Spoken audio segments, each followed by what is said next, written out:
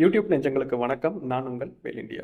இன்னைக்கு நம்மளுடைய வீடியோவில் பார்க்கக்கூடிய தகவல் அப்படிங்கிறது டாப் எலக்ட்ரானிக்ஸ் இன்ஜினியரிங் காலேஜஸ் இன் தமிழ்நாடு அப்படிங்கிற ஒரு தகவலை தான் நம்ம உங்க கூட பார்க்க போகிறோம். ஃபஸ்ட் டைம் நம்மளோட வீடியோவை பார்க்குறவங்க மறக்காமல் சப்ஸ்கிரைப் பண்ணி பில் பட்டனை கிளிக் பண்ணிக்கோங்க.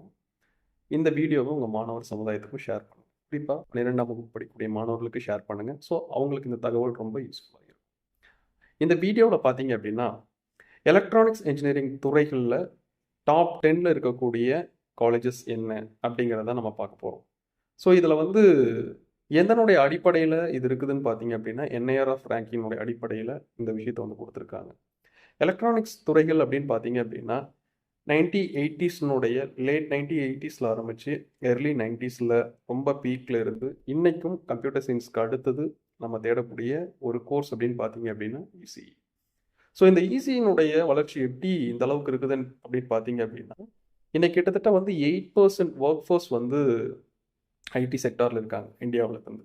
ஸோ இது யார் சொல்கிறாங்க அப்படின்னா ஐபிஇஎஃப்னு சொல்லக்கூடிய இந்தியாவினுடைய மினிஸ்ட்ரி ஆஃப் கவர்மெண்ட் உருவாக்கப்பட்ட ஒரு அமைப்பு. ஸோ அவங்க வந்து ஸ்டாட்டிஸ்டிக்ஸின் படி என்ன சொல்கிறாங்க அப்படின்னா இந்தியாவில் வந்து இசிஇ இன்ஜினியர்ஸினுடைய தேவைகள் இன்னும் அதிகமாக போகுது அப்படிங்கிறது வந்து சொல்கிறாங்க. அப்படிப்பட்ட இசி துறைகளை நம்ம எடுக்கணும் அப்படின்னா டாப் காலேஜஸ் என்னென்ன காலேஜஸ் இருக்குது அப்படிங்கிறத பார்க்கலாம். அதில் இருக்கக்கூடிய முதல் காலேஜ் அப்படிங்கிறது IIT Madras. So IIT Madras அப்படிங்கிறது நம்பர் 1 பொசிஷனில் என்ஐஆர்எஃப் ரேங்கிங்கில் இருக்கக்கூடிய ஒரு கல்லூரி. இங்கே கோர்ஸ் ஃபீஸ்ன்னு பார்த்தீங்க அப்படின்னா அப்ராக்சிமேட்லி 2 அதாவது 2 லட்சத்திலிருந்து 2.5 லட்சம் வரைக்கும் வந்து அப்ராக்சிமேட்டாக இருக்கும் அப்படிங்கிற மாதிரி சொல்கிறாங்க. அடுத்ததாக NIT Trichy, National Institute of Technology Tiruchirappalli. இந்த கல்லூரியில் வந்து பார்த்தீங்க அப்படின்னா என்ஐஆர்எஃப் ரேங்கிங்கில் 9வது இடத்துல இருக்குது. கோர்ஸோட ஃபீஸ்ன்னு பார்த்தீங்க அப்படின்னா 1.5 lakhsல ஆரம்பிச்சு 2 lakhs வரைக்கும் இருக்குது. அடுத்தது VIT Vellore institute of technology NIRF ரேங்கிங்கில் 11வது பிளேஸில் இருக்குது. நம்மளுடைய கோர்ஸோட ஃபீஸ்ன்னு பார்த்தீங்கன்னா 2லேருந்து 2.5 வரைக்கும் இருக்குங்க. அடுத்தது எஸ்ஆர்எம் யூனிவர்சிட்டி என்ஐஆர்எஃப் ரேங்கிங்கில் 28th பிளேஸில் இருக்குது. ஸோ அதனுடைய கோர்ஸ் ஃபீஸ் அப்படிங்கிறது 2.5லேருந்து 3 lakhs வரைக்கும் இருக்குது. அடுத்தது சாஸ்திரா யூனிவர்சிட்டி தஞ்சாவூர். இதில் பார்த்தீங்க அப்படின்னா 34th ரேங்கில் அவைலபிளாக இருக்காங்க. 1.5லேருந்து 2 lakhs வரைக்கும் இயர்லி ஃபீஸ் இருக்குது. இதற்கு அடுத்ததாக Kalasalingam academy of research and education Virudhunagar 36th NIRF ரேங்கிங்கில் இருக்காங்க. 2 lakhsலேருந்து 2.5 lakhs வரைக்கும் வந்து இயர்லி ஃபீஸ் போயிட்டு இருக்குது. அடுத்தது SSN college of engineering 46th NIRF ranking. காலேஜினுடைய ஃபீஸ்ன்னு பார்த்தீங்க அப்படின்னா 2லேருந்து 2.5 வரைக்கும் இருக்குது. இதற்கப்புறம் பார்த்தீங்க அப்படின்னா Sathyabama university. So Sathyabama institute of science and technology சென்னைன்னு சொல்லுவாங்க. ஸோ இதில் வந்து பார்த்தீங்க அப்படின்னா என்ஐஆர்எஃப் ரேங்கிங்கில் 66வது பிளேஸில் இருக்குது. ஸோ 2லேருந்து 2.5 lakhs வந்து இதனுடைய ஆனுவல் ஃபீஸ் சொல்கிறாங்க.